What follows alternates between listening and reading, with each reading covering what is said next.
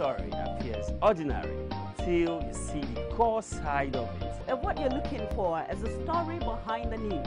We bring it to you from Lagos, the commercial capital of Nigeria. Giving you all sides and political stories round the clock. Every detail from the start line to the final whistle. CoreTV News, expanding your view.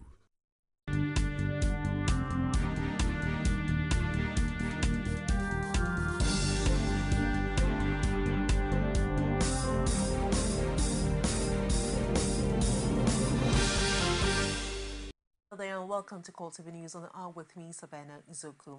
The President Goodluck Jonathan and the national leadership of the People's Democratic Party on Saturday refused to be part of the final rally organized by Pro-Jonathan Group, the Transformation Ambassadors of Nigeria in Abuja. The rally, which was the last to be held by the group, was aimed at persuading the president to run for the 2015 presidential election. Political observers have thought that the president will use the opportunity to declare his intentions to run, having been endorsed as the sole presidential candidate of the PDP. Before now, the PDP had issued statements asking all officials of the party at all levels to attend any rally aimed at boosting and promoting the chances of the president in the 2015 presidential election. Vice President Namadi Sambo, who represented the president, however, told the gathering that his boss was attending other official duties. He said the president's popularity was not in doubt because of the numerous groups he said had been asking him to run for the presidency in 2015. The vice president was reacting to the claims by the secretary to the government of the Federation, Pius Ayim, that more than 17 million Nigerians had signed the register calling on the president to run. The leader of Abuja's Market Women Association, Felicia Sani, had dismissed claims that Nigeria is more divided under President Goodluck Jonathan than at any other time in history. Speaking on the sideline of a rally organized by Transformation Ambassadors of Nigeria, the market leader argued that the country is more united with Jonathan in the saddle. Even a blind man can see. A blind man can hear it. Nigeria is coming to a position of I must like myself. With this thing that I've done today, I know that we are our brother's keeper. We still like ourselves. We still love ourselves. We have a long way to go. We have passed 100 years. We are making a history for another 100 years. For our future generation, for our children to see. With Jonathan, I see peace. With Jonathan, I see love. With Jonathan, I see harmony. With Jonathan, there must be peace in this country. We are together. We work together for the future of this country.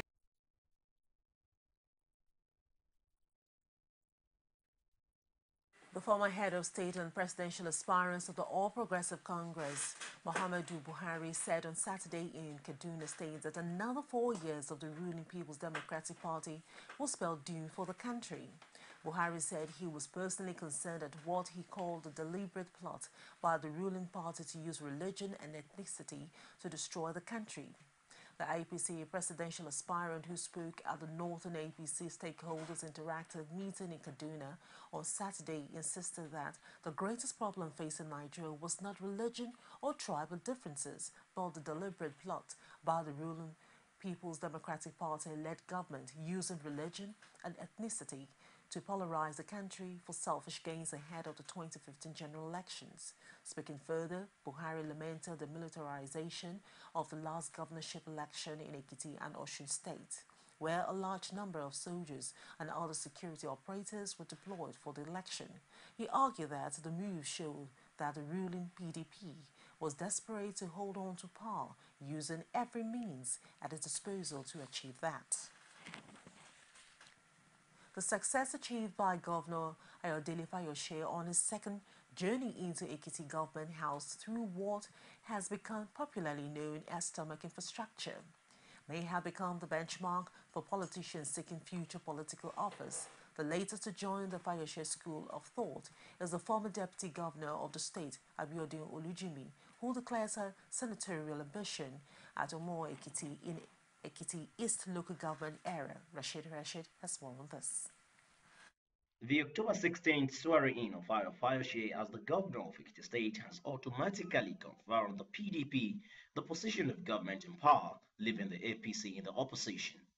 The state capital may be calm, but in faraway Omo-Ekiti in Ekiti East local government area, former deputy governor and current board of trustee member of the PDP, Abiodun Olujimi, is seizing the opportunity to declare her senatorial ambition while inaugurating her contact and mobilization committee. The Fayoshe's stomach infrastructure policy was the yardstick of her campaign.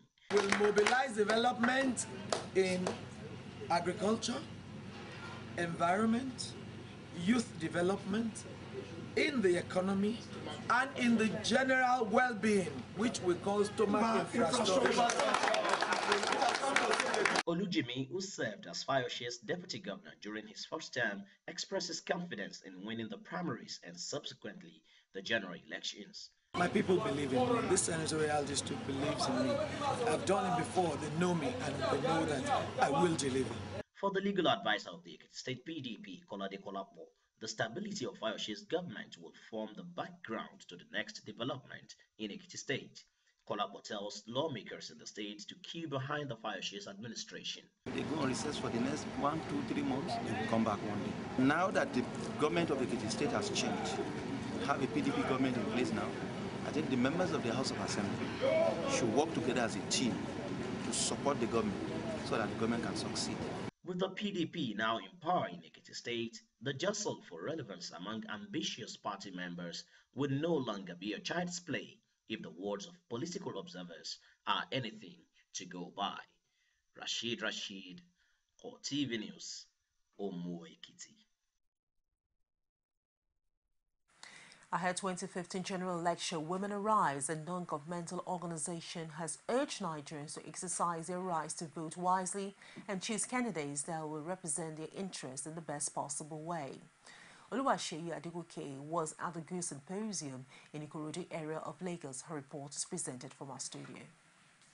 The symposium was tagged 2015 Elections, Options for Survivor. Leader of the Women Arise organization, Joe Udumake, speaks on the importance of conducting a free and fair elections in 2015. 2015 elections will make or mar Nigeria. And the reason for this lecture and this sensitization, this epoch-making event, is for all of us to get involved in the process in having free, fair, and credible elections. Nollywood actor Jide Kosoko says Nigerians must think about securing their future. The politicians we have in this country today,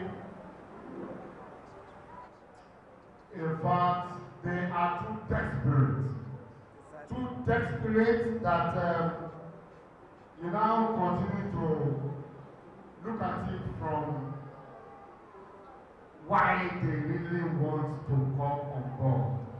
Is it to serve or to make money for themselves? If truly you are offering yourself for service, then must it be a do or die thing? So we are no fools. They have given you the power. They said, one man, when you vote, you count there. They have told you, go and elect your leaders from legacy. Chairman of the Nigerian Bar Association, Ikorodu branch, Dr. Olatunji, tasked Nigerians on the need to protect their vote after casting their ballot. I know when this thing will not impact on those of us in this world today. And when we go out of this world, what are we expected to do? Are we expected to keep this to ourselves? Or to disseminate information to other people that are not here? The organizers admonished Nigerians not to sell their votes to desperate politicians who are out to take advantage of their often weak positions. The pathway to 2015 is gradually opening up the emergence of presidential hopefuls, especially in the camp of the nation's leading opposition party, APC. So far, former head of state Muhammadu Buhari and former Vice President Atiku Abubakar have kicked off their presidential intents on the platform of the APC. But what kind of president does Nigeria want? Olajumoke Olatunji puts 2 lawyers and a varsity teacher to task on the development and returned with this report.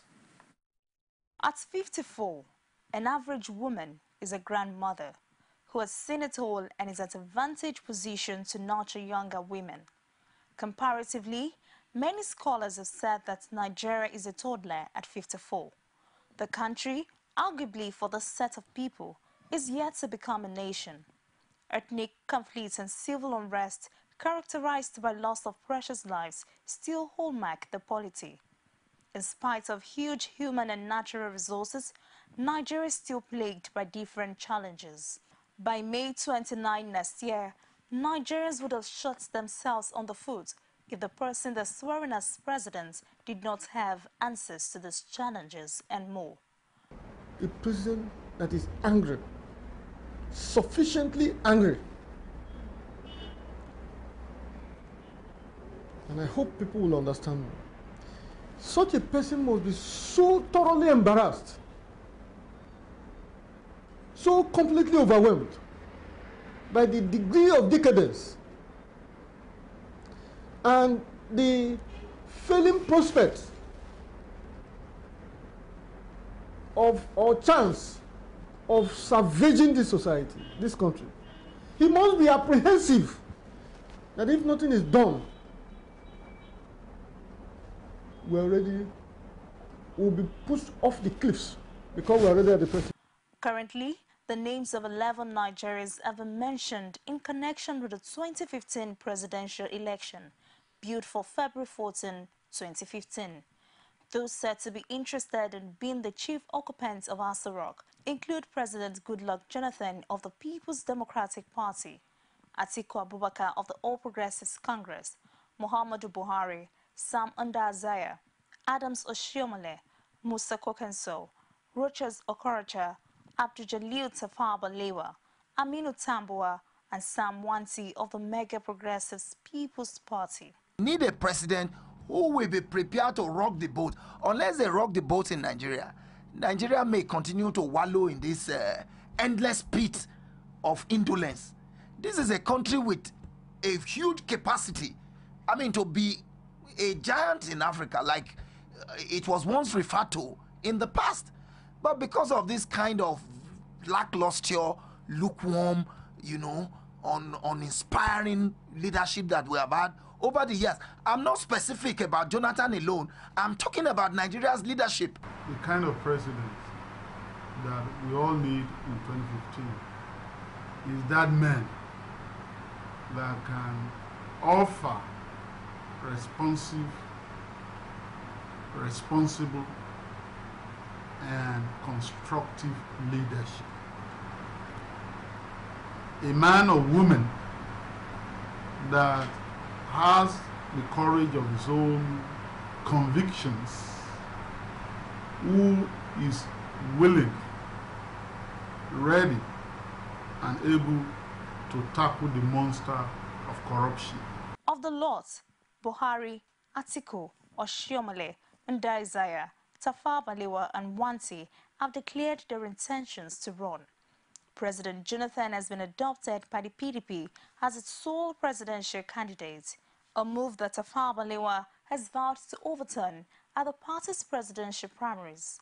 The likes of Kwankwaso, Okorocha, Tambuwa are yet to make their intentions known and are said to be neck-deep in consultations, while Saraki has opted out of the race. Just moments to the general elections, the political arena is heated up and Nigerians seem ready to go to the polls once again to demonstrate their constitutional rights. Olajumoke Olatunji, CoreTV News, Lagos. An elder statesman, Edwin Clark, believes that Nigeria can overcome security challenges. This comes after the break. Stay with us.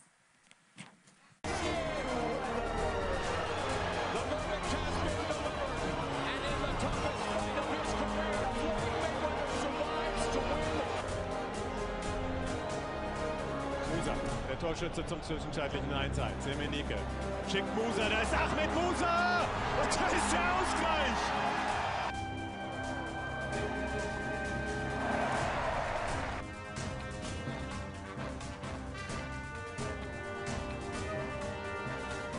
beautiful Saturday evening in the city of Lagos. Off the turn, Phelps had it, but then Matsui kept going. Finals.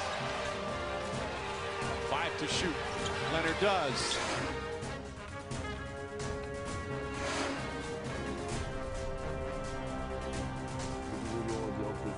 Sports is concerned, and of course, making a difference for all of us here from all our production crew. Thanks for watching the show.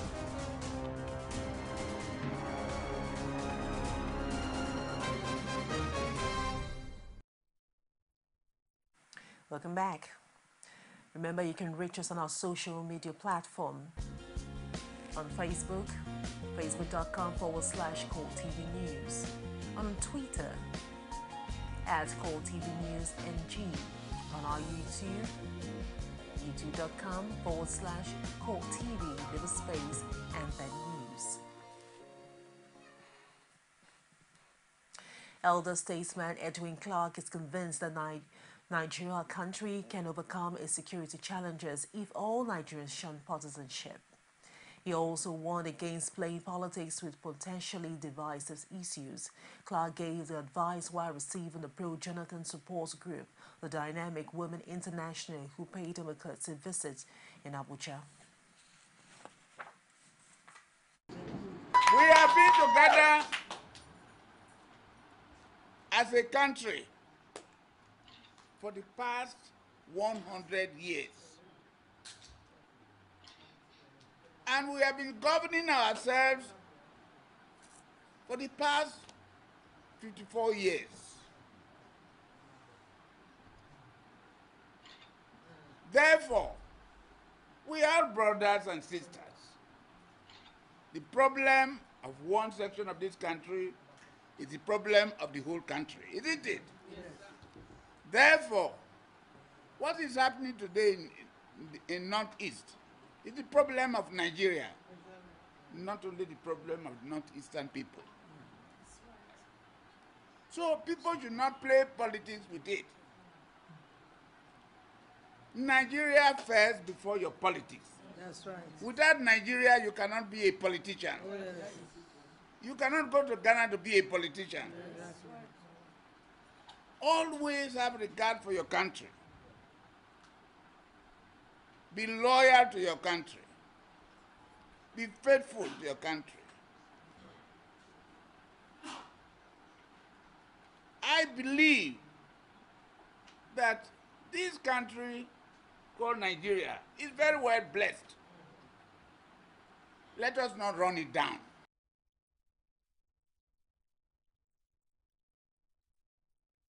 And away from that, the Nigerian Medical Association has called on the authorities to strengthen the national routine surveillance and notification system to prevent the return of the Ebola virus. It also made a case for adequate protective materials for health workers across the country. The NMA President Kayode Obembe made these demands at a press briefing to usher in the 2014 Physician Week. When you hear that there is no Ebola in Nigeria anymore, that does not mean we should go and sleep.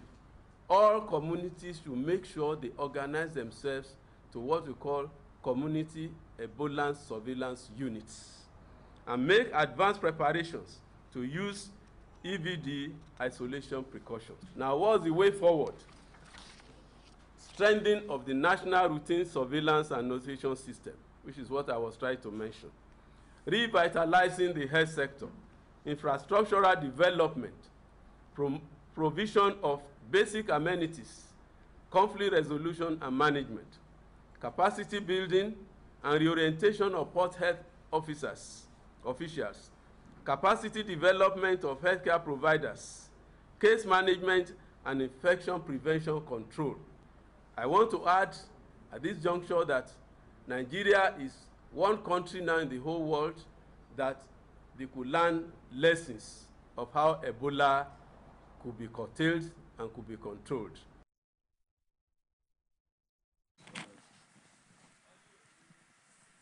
Shop owners and residents are still counting the losses following the tanker fire incident that claimed 17 lives and goods, running into millions of naira at the Molete area of Ibadan, the Oyo state capital. They call on the state government to bring into quick fruition the promise to compensate victims of the incident. Omotayalo brought back this report from Ibadan.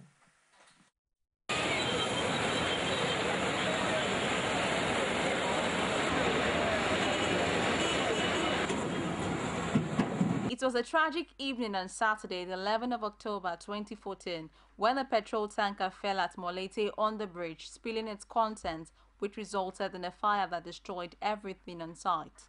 The tanker reportedly lost control due to brake failure.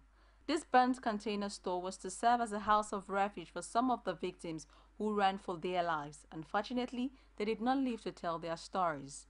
The terrible stench still oozing from the container tells more.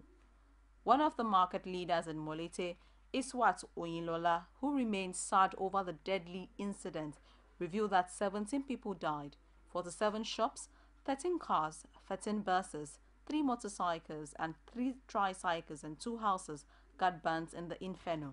We are appealing to the government to come to our aid so that the people that are shop bonds, they should come to our aid to support them to start the business again. Because some of them, they can't do anything at present.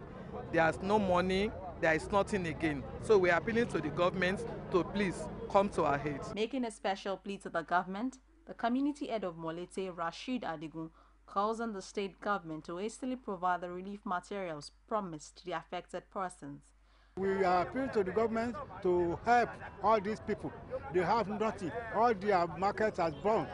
So they help them, they will have something for their business. Coming barely less than 2 months of another fire incident at the popular Aleshin Market, residents and business operators in the area are still very much in shock of what befell the community. Omotayo, CoreTV News, Ibadan. We'll take another break, and when we return, we'll bring a story outside Nigeria. Stay with us. You can now watch CoreTV News live from anywhere in the world on our website www.coretvnews.com. Click on Live TV on our website and watch us live. And welcome to CoreTV Primetime News. To follow us on Twitter, click on Twitter icon on our website. On Facebook, click on the Facebook and YouTube to see all our previous news production. You can also watch us live on YouTube. Click CoreTV, leave a space, then News. CoreTV News, a 24-hour news station. Welcome back. And outside Nigeria, Iraqi lawmakers have approved new defense and interior minister completing a unity government that is battling the spread of Islamic State militants. Mohammed Salem al-Gaban, a Shia, was appointed interior minister, while Caleb al-Obedi, a Sunni, was confirmed as defense minister. The ISIS control of large parts of the country has been making gains despite U.S.-led coalition airstrikes. Report says the votes by the lawmakers will be a big relief both inside and outside Iraq after weeks of wranglings. A more inclusive cabinet is seen as an essential first step in countering ISIS fighters, particularly among Iraq's Sunni minority. Prime Minister Haidar al-Abadi has pledged to fill the post in September, but his previous nomination were rejected. The previous Prime Minister, Murray al-Maliki, was forced to resign in August as the Sunni, Arab and Kurdish communities accused his administration of pursuing sectarian policies. And that's it on the news, and I'll do join me at the top of the hour for more. I am Samantha Isoku, and thank you very much indeed for watching.